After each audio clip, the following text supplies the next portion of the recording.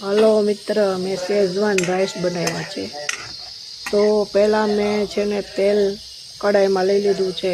એમાં મેં જીરું, બાદિયા ને મસાલા નાખ્યો છે અને એને સાતળાવી દીધો છે। પછી મેં એમાં બટેટા અને ડુંગળી નાખી છે। બે ઝીણું સમારી લીધું છે અને નાખ્યું છે।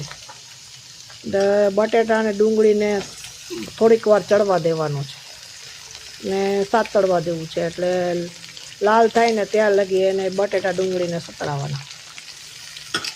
બટેટા ને ડુંગળી સતળાઈ જાય પછી એમાં મેં થોડાક નાના નાના ઝીણા ઝીણા મરચાં કટકા કરીને નાખ્યા છે અને આદું પણ નાખ્યું છે।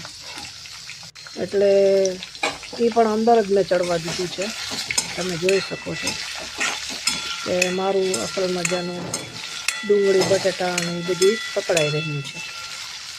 પછી મેં એ બધું સતળાઈ જાય એટલે એમાં મેં બાફેલા ભાત હતા ને એ ભાત અંદર મેં હળદર, પછી શેઝવાન મસાલો ને એ બધું નાખી ને ભાતને સરસ મજાના હલાવ્યા છે।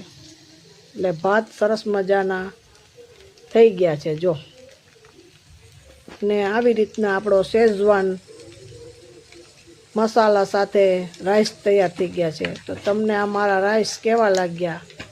સારા લાગ્યા હોય તો ચેનલને સબસ્ક્રાઈબ કરી દેજો, કેમ કે મારી ચેનલ નવી છે એટલે જરાક ચેનલને આગળ વધારવાનો પ્રયત્ન કરજો।